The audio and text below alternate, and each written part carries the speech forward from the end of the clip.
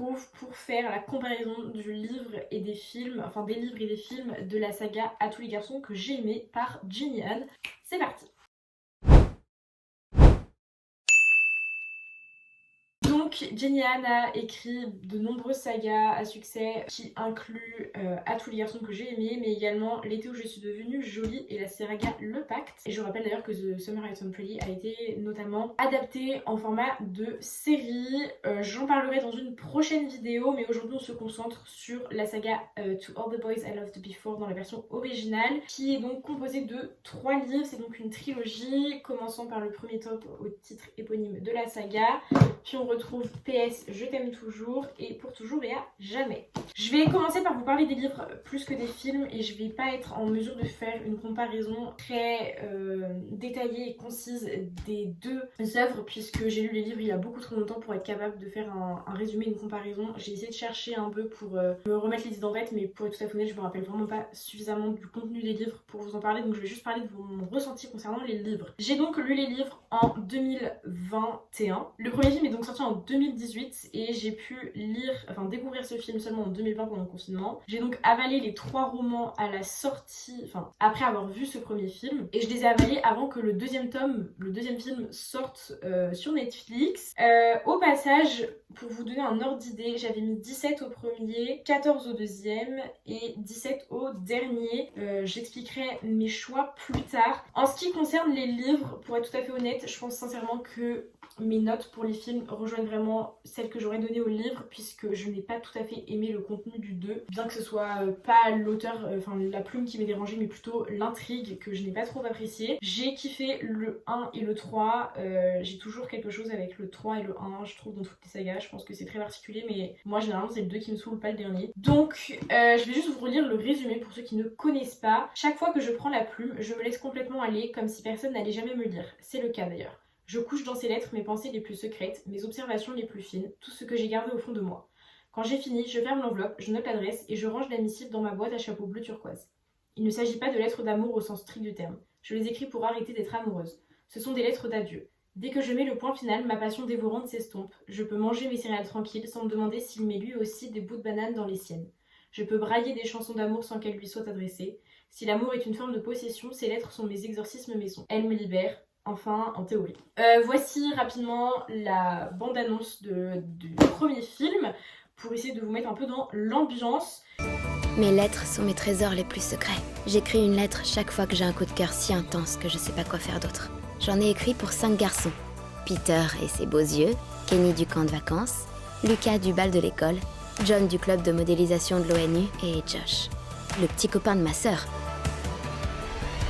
On peut savoir ce que tu fais? Oh, rien du tout.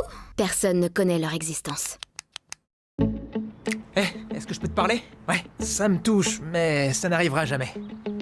Je te demande pardon? Je trouve ça super cool que tu penses que j'ai des petites taches d'or dans les yeux. Oh non, pas ça. C'est Josh. Oh merde alors. Les lettres ont été envoyées. Oh, les femmes. Je te le fais pas dire. Il faut que je t'explique. Je suis pas réellement amoureuse de toi. Je devais seulement donner l'impression de l'être. Et si on laissait les autres croire qu'on était réellement ensemble, juste pendant quelques temps? Je suis partante. J'ai adoré le livre numéro 1, je l'ai lu vraiment très rapidement. Je pense qu'il m'a pas fallu plus d'une semaine, en sachant que j'étais à la fac, au lycée au moment où je l'ai lu. J'ai kiffé, c'est super bien écrit, c'est très fluide. J'ai adoré les personnages, j'ai adoré l'atmosphère, j'ai tout aimé, sincèrement. Il y a pas dans mon souvenir quelque chose que je n'ai pas apprécié. Peut-être que le personnage de Lara Jean est un peu trop, comment dire, pas surréaliste mais un peu too much, peut-être que c'est comme ça que je l'ai ressenti, mais vraiment je l'ai kiffé l'intrigue, j'ai kiffé la chute, j'ai kiffé le climax, et puis clairement les tropes fake relationship, moi j'adore, vraiment je kiffe, c'est trop mon délire. Et là pour le coup c'était vraiment bien réussi et je trouve que c'est quelque chose qu'on retrouvait pas forcément beaucoup au moment où c'est sorti. C'est peut-être maintenant des choses qui sont plus d'actualité dans les romances qu'on peut trouver maintenant en librairie, mais je trouve que c'était plutôt original quand c'est sorti en livre et également quand c'est sorti au film, puisque on avait rarement vu ça à l'écran. En ce qui concerne le 2, je vais pas vous spoiler, donc je préfère pas vous en parler directement au niveau de l'intrigue, mais j'ai pas aimé En fait, l'intrigue principale m'a saoulée. Je n'ai pas trouvé que c'était nécessaire et je trouve que c'est un livre qui aurait pu être évité dans la saga. Mais sincèrement, je pense que c'est vraiment que mon avis personnel puisque ça me fait ça avec toutes les trilogies. Et le dernier, OMG, j'ai kiffé. Les décors sont incroyables. Vraiment, j'arrive tellement à imaginer où est-ce qu'on se retrouve. J'arrive tellement à visualiser les endroits projetés par l'auteur. C'est vraiment phénoménal comment elle arrive à faire ça, Jenny Han.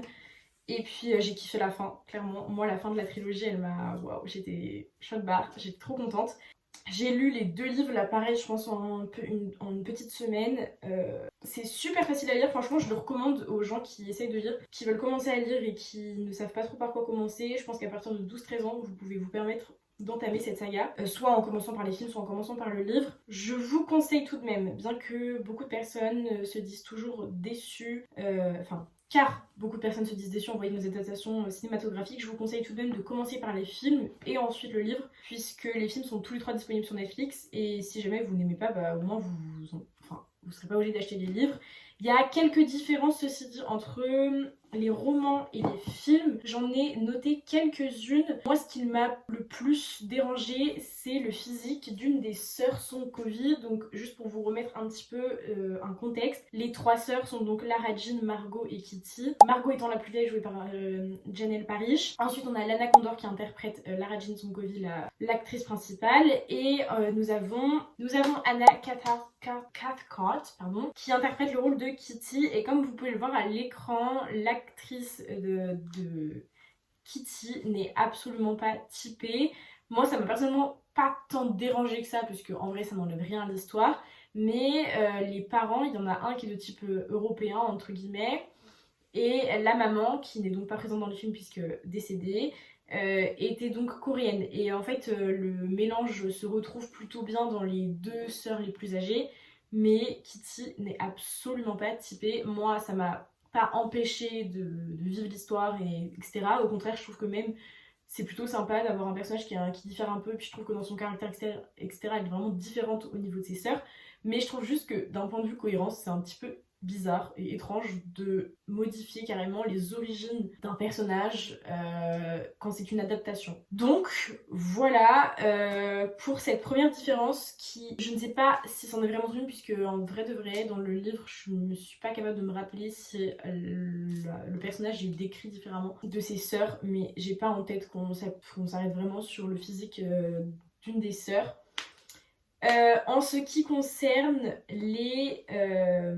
le tome 3, je vais un peu passer tome 1 et tome 2, sincèrement les différences sont pas énormes, il n'y en a pas beaucoup non plus et elles sont pas très pertinentes, donc je vois pas trop l'intérêt de m'attarder dessus. Il y en a une particulièrement pour le 3, il y en a 3 que je voulais aborder. La première étant le choix des universités. Dans le dernier film, attention spoiler, Peter a accepté une bourse à Stanford dans l'équipe de lacrosse et Lara Jean part à Berkeley initialement, sauf qu'elle visite NYU et tombe amoureuse pendant le voyage scolaire de fin d'année. Elle décide donc de partir dans cette université à la fin de l'année. Et pour ceux qui sont pas très bons en géographie, Stanford c'est sur la côte ouest des États-Unis et New York c'est sur la côte est, donc il y a plus d'1 jour de vol pour se rejoindre, enfin plus d'1 jour de voiture, ce qui oblige les 2 amoureux en gros à traverser le pays littéralement pour pouvoir se voir. Et c'était également une des raisons de leur rupture, je vais revenir dessus après. Or dans les livres c'est pas tout à fait comme ça se passe, puisque Peter a une bourse à la fac de Virginie et Lara Jean est d'abord acceptée en liste d'attente est d'abord en liste d'attente à Berkeley, mais elle reçoit une admission pour l'université de Caroline du Nord, donc c'est là-bas qu'elle décide d'aller.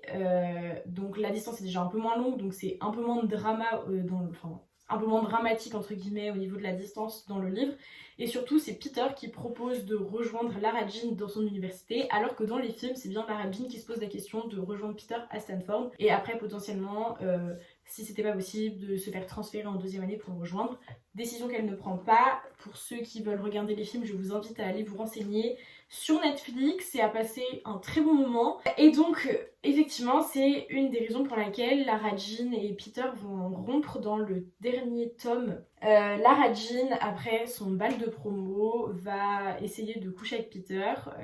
La raison qu'elle lui donne, c'est dans le film qu'elle voulait se sentir plus proche de lui puisqu'ils vont bientôt partir à l'université et être séparés l'un de l'autre. Sauf que Peter n'accepte pas cette raison et il décide donc de rompre puisqu'il estime que c'est de la faute de Lara Jean s'ils vont devoir se séparer puisque c'est elle qui décide d'aller à NYU tandis qu'il lui a proposé de la rejoindre à Stanford. Enfin, de le rejoindre à Stanford.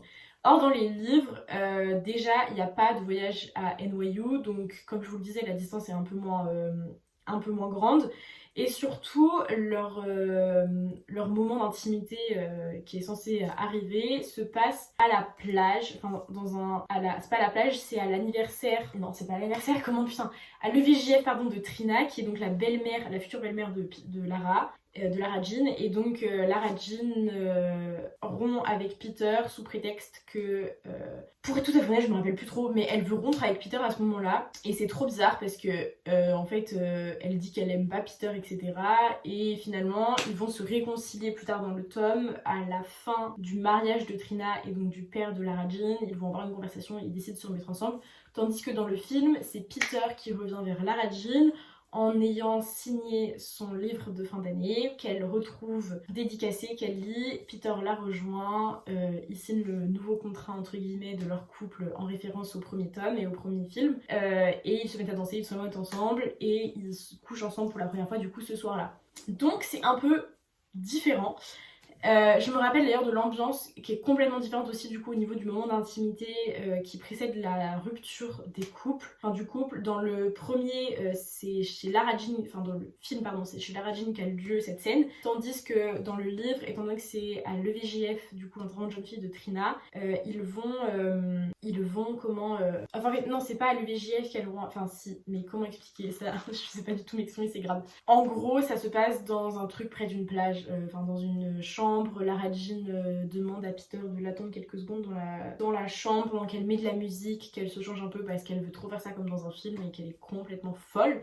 Et du coup voilà, c'est un petit peu moins stylé je trouve dans le livre puisque c'est beaucoup plus... Moi je me suis un peu trouvée malaisée dans le livre pour être tout à fait honnête, mais mis à part ça j'ai pas trop été dérangée par l'écriture. Et donc le dernier point que j'ai trouvé assez important, dans les livres le père de Peter n'est absolument pas présent, on n'entend quasiment pas parler, tandis que dans le film c'est lui qui revient vers Peter dès le film dans le film numéro 3. Il tente de se réconcilier avec lui puisque le père de Peter est parti quelques années auparavant, il a quitté la mère de Peter et il a refait sa vie avec quelqu'un d'autre, il a eu des enfants. Peter ne pardonne pas à son père d'avoir fait ce choix de vie, sauf qu'à la fin du film, dans les dernières minutes, après que le père de Peter a essayé de se réconcilier davantage avec lui et de se rapprocher, Peter finit par accepter de le voir et ils discutent tous les deux de l'amour qu'il a pour Lara Jean. C'est d'ailleurs la discussion qui va le pousser à se remettre avec Lara Jean. Et donc dans le livre c'est la mère de Peter qui est d'autant plus présente que ça, et donc qui remplace entre guillemets le père de Peter, et elle fout un peu la zone je crois, il y a des moments. Donc voilà. Maintenant on va parler un petit peu des films. Pour les livres franchement j'ai pas grand chose à rajouter. En comparaison les noms des personnages sont les mêmes. Dans le film 2 pour commencer, parce que j'ai besoin de parler de ce qui m'a dérangé avant de parler de ce qui m'a pas dérangé. Dans le film 2 le personnage qui incarne, enfin l'acteur qui incarne le personnage de John Ambrose McLaren, c'est Jordan Fisher. Je vous mets une photo juste là de lui, donc vous voyez bien que ce type est typé, il est métissé, enfin bref, on s'en fout en soi, c'est pas trop un problème. Sauf que dans le film 1, quand Lara Jean énumère les personnes à qui elle a adressé des lettres, l'acteur qui interprète John Ambrose McLaren, c'est lui. Est-ce que vous voyez une différence entre les deux? Parce que moi, pas du tout. Donc moi ça m'a un peu dérangé, vraiment tout le monde l'a remarqué, énormément de gens ont relevé ça. Mais apparemment les scénaristes ont pas trop eu l'impression que c'était un problème. Donc écoutez, faites ce que vous voulez, moi j'ai pas de soucis particuliers avec ça, mais j'ai trouvé ça un petit peu étrange, un petit peu bête, c'est une faute nulle. Après je trouve que Jordan Fisher incarne parfaitement bien John Ambrose McLaren, mais juste dans l'idée c'est pas cohérent. Et puis je pense que niveau dérangement, c'est un peu tout ce que j'ai trouvé dans les films. Quoique je trouve que le personnage de Lara Jean est quand même de temps en temps un peu une pick-me, et moi les pick-me girls, enfin les Meredith Grey c'est bon, on en a vu revu et re-revu, et je trouve que c'est un peu un côté de ce personnage qui est trop appuyé. Je trouve dommage parce que ça la rend un peu des fois immature ce qu'elle est au début du tome 1, mais étant donné qu'on la voit évoluer, je trouve ça dommage que ce soit quelque chose qui se ressente encore dans le tome 3 à certains moments, dont le moment d'intimité qu'elle prédisait et qu'elle souhaitait avec Peter juste avant leur rupture. Voilà. Et maintenant on va passer au film en lui-même sans vraiment parler du reste. Le jeu d'acteur, moi j'ai trouvé que c'était plutôt cohérent. J'adore vraiment, j'ai un énorme coup de cœur sur le personnage de Kitty, cette actrice, franchement je l'adore. D'ailleurs pour ceux qui sont pas au courant, il y a un spin-off pour la petite sœur de Lara Jean qui s'appelle donc Exo Killy, dont la première saison est sortie en 2023 ou en tout début 2024. Et la prochaine saison a été annoncée, il n'y a pas de date encore pour le moment, mais franchement gros coup de cœur sur ce spin-off parce que j'adore ce personnage. J'ai pas forcément aimé la série, enfin le spin-off plus que les films originaux, mais j'ai trouvé ça super bien filmé et voilà, j'ai adoré. Franchement je vous conseille, si vous avez aimé le film et que vous n'étiez pas au courant ou alors vous hésitiez, franchement foncez. Il y a quelque chose que j'ai pas aimé et que j'ai oublié de mentionner dans le film 3. Je trouve que ça part un peu dans tous les sens. Comment expliquer? Je vais clairement spoiler dans cette partie là qui va suivre l'intrigue et les événements du tome 3. J'ai trouvé qu'entre le voyage à New York, la réconciliation de Lara Jean avec Jen, l'histoire de Stanford et de NYU, le mariage de Trina et de Dr. Covey, j'ai trouvé qu'il y avait trop d'infos, enfin ça fait beaucoup d'un coup et alors c'est des événements qui sont présents dans le livre, d'ailleurs encore plus dans le livre, mais je trouve que c'est largement plus fluide dans le livre, dans mes souvenirs, et je trouve que dans le film ça fait un peu fouillis parce qu'ils essayent d'en foutre plein, le voyage en Corée au début, et puis ils reviennent, et puis en vrai de vrai, même si j'adore la scène de retour de Lara Jean, franchement c'est une de mes scènes préférées dans le film numéro 3, je trouve que ça fait trop, et je trouve sincèrement que l'aspect dramatique de la séparation des deux à cause de la fac, je l'ai pas trouvé forcément super bien scénarisé, je trouve que c'est trop, ils en font des caisses et des caisses et des caisses dessus, enfin genre c'est un truc de fou. D'abord il vient, il reproduit une des scènes d'amour que Lara Jean voulait vivre, et puis en fait après ils vont au pancake pour la demande de balle de promo de Peter, et puis c'est toujours pas le bon moment pour l'annoncer, donc elle va lui dire plus tard. En fait ça fait trop, je trouve que c'est trop centré autour de ça, même si je me rends compte que c'est l'intrigue principale. Je trouve que pour moi c'est trop d'éléments pour raconter la même chose alors qu'on sait pertinemment comment ça va terminer. Je trouve qu'il n'y avait pas besoin de mettre autant d'efforts dedans, malgré quand même que je trouve que ça serve quand même bien à montrer que les deux personnages se distancent un peu au fur et à mesure du film. Voilà, j'ai trouvé que c'était un peu too much à mon avis. Donc pareil, ouais, jeu d'acteur, je disais, je suis tout à fait en accord avec le choix des personnages. Je trouve qu'ils physiquement représentent pas trop mal les personnages décrits par Jenny Han. Et je trouve que Noah Centineo, oh my god, ce mec, je vous en ai déjà parlé dans une crush tier list, je suis fan addict, je trouve que l'alchimie entre les deux elle est incroyable. D'ailleurs voici une photo qui a été prise pendant le tournage, qui est absolument incroyable et qui est reprise dans le film pour le fond d'écran d'un des deux, enfin je trouve ça trop fou. Et j'ai aussi beaucoup apprécié, il me semble que c'est dans le film 2, quand Lara Jean et Peter sont à une soirée durant laquelle Peter joue au beer pong et il envoie un message à Lara Jean pendant qu'elle est dans la même pièce que lui et elle est en train de parler avec Lucas, et c'est ma scène préférée de ce film je pense, avec la scène du retour. Il me semble que c'est dans le 2, je suis pas sûre, donc c'est pour ça que je m'exprime avec des petites hésitations. Et dans le 3, j'ai vraiment kiffé la scène de retour de Lara Jean et Peter. Et il y a un truc que j'ai pas mentionné dans le 2 aussi que j'adore, c'est la scène de la fête foraine. Vraiment, j'adore comment le mec il se rattrape du fait d'avoir été en retard et d'avoir loupé leur rendez-vous. Je trouve ça trop cool. Et si je devais choisir une scène préférée dans le 1, je pense que c'est la scène finale. Je vais pas vous la spoiler parce que ça vous spoiler vraiment toute la fin de la série, enfin de la saga, mais je la trouve vraiment oufissime et trop mignonne. Et j'ai bien aussi aimé la scène finale, en fait j'aime tout. La scène finale du 2 était vraiment pas trop mal. En fait le 2 c'est là où je retrouve pas mal de scènes que j'ai adorées et en même temps c'est l'intrigue qui m'a dérangée, donc c'est pour ça que c'est celui que j'aime le moins. Au niveau des tenues, et ben, je trouve que ça colle parfaitement au personnage de Lara Jean dans les livres. C'est très romantique, c'est très léger, c'est très pastel. Je trouve que ça correspond parfaitement bien au caractère et au personnage décrit dans les livres. Pour Kitty, pareil, je trouve que ça se match parfaitement. Pareil pour, comment il s'appelle, pour Peter. Peter, un peu américain, enfin c'est vraiment très américain pour le coup, très sportif, etc. Je trouve ça génial et j'ai kiffé. L'alchimie du coup entre les deux acteurs que j'ai mentionné juste avant, entre les deux acteurs principaux qui pour moi est vraiment folle. Et je trouve que la relation entre Kitty et Lara Jean est absolument phénoménale. Je me rappelle pas trop si elle était aussi évoquée dans les livres, mais j'adore, étant donné que j'adore le personnage de Kitty, j'adore sa relation avec les gens de sa famille, sauf dans le 3 où elle me saoule un peu, mais ça c'est une autre histoire. Passons. Et les musiques de ce... Ok, il faut qu'on parle des musiques de cette trilogie. Comment vous dire, déjà, la musique... je sais pas par laquelle commencer, donc je vais faire ça dans un ordre chronologique, ça vaudra mieux pour vous. Bon, je vais pas vous en parler de toutes les musiques de toute la saga, je voulais seulement vous en mentionner quelques-unes que vraiment je trouve absolument divines. On va commencer par 17. C'est une musique qui est dans le 3e opus de cette saga, dans un moment où Lara Jean se retrouve toute seule un peu à une soirée avec laquelle elle est avec des filles, putain, à New York pendant son voyage, et je trouve que la musique elle reflète parfaitement le moment. Je trouve que c'est trop la bonne vibe, c'est un truc de fou comment les musiques sont absolument bien choisies pour chaque moment dans ce film. Il y en a une autre que je n'aime pas forcément mais que je trouve qui s'associe parfaitement avec la vibe, c'est Lovers de Anna of the North, qui est appliquée à la musique du jacuzzi, enfin la scène du jacuzzi. Donc voici un extrait.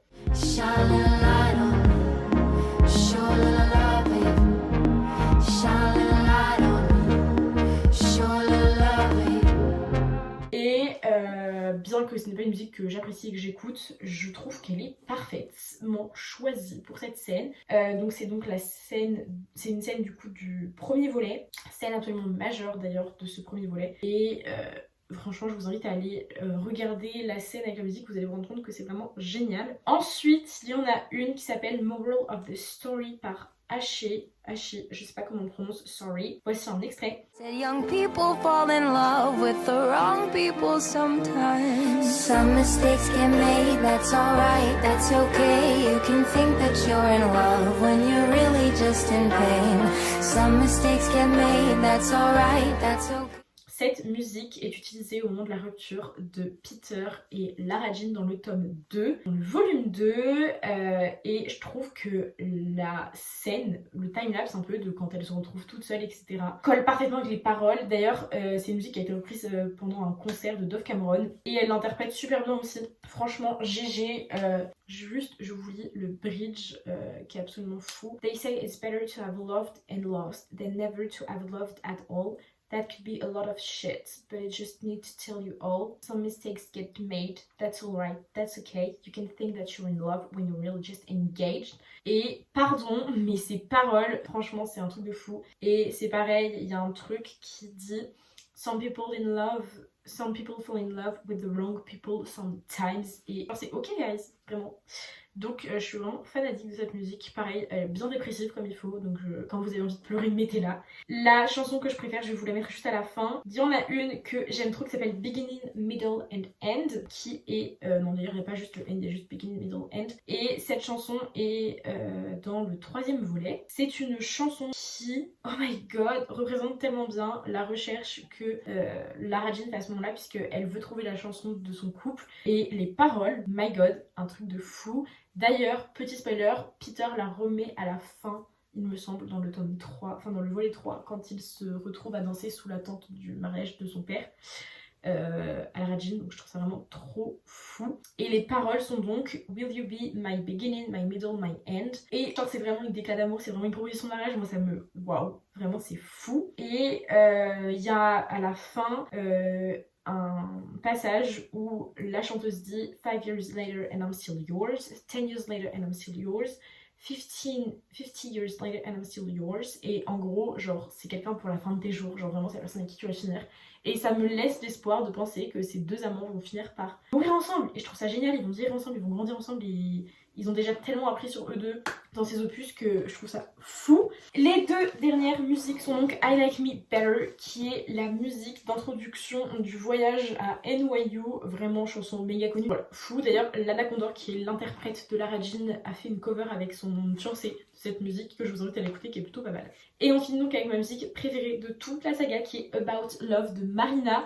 mais vraiment allez streamer cette chanson, elle est folle. Genre ok, je vous lis juste les paroles du tout début qui sont genre started in the strangest way, didn't see it coming, swept up in your hurricane, would have given up for nothing. Now I'm caught up in the highs and the lows, it's a shock to my system. I don't want to run away, so I stay. Pardon, mais ça colle parfaitement avec les pensées de Lara Jean. En fait, j'ai l'impression que cette chanson aurait pu être chantée par l'interprète de Lara Jean à un moment, genre un peu en déclat d'amour à Peter. Ça aurait pas du tout été weird at all, vraiment. Ça représente tellement le fait qu'ils ont commencé à chanter ensemble dans une façon bizarre parce que c'est un peu une fake relationship pour leurs intérêts communs, et en fait ils se sont pas rendus compte qu'ils tombaient amoureux et ils voulaient pas abandonner ça, donc ils ont continué et ils se sont soutenus dans les hauts et dans les bas, et genre c'est waouh, genre c'est it's a shock to my system, en fait c'est ça qu'elle dit la dame, et j'adore. Et la phrase I don't want to run away so I stay, en sachant que Lara Jean, sa première histoire d'amour avec quelqu'un, etc. Je trouve ça fou. Genre vraiment, ils se sont donnés à fond l'un pour l'autre et c'est vraiment phénoménal. Et c'est sur cette note qu'on va terminer cette critique de films et de livres de la saga À tous les garçons que j'ai aimé. J'espère que cette vidéo vous aura plu. N'hésitez pas à me dire dans les commentaires ce que vous avez pensé de cette petite critique. N'hésitez pas non plus à me donner l'ordre de préférence que vous avez des livres et des films. Si vous avez préféré les livres ou les films, aucun des deux. Si vous avez eu envie avec cette vidéo de mater les volets ou de bien acheter les livres et les dévorer, ce que je vous conseille vivement de faire. Et on se retrouve la semaine prochaine pour une nouvelle vidéo. Salut!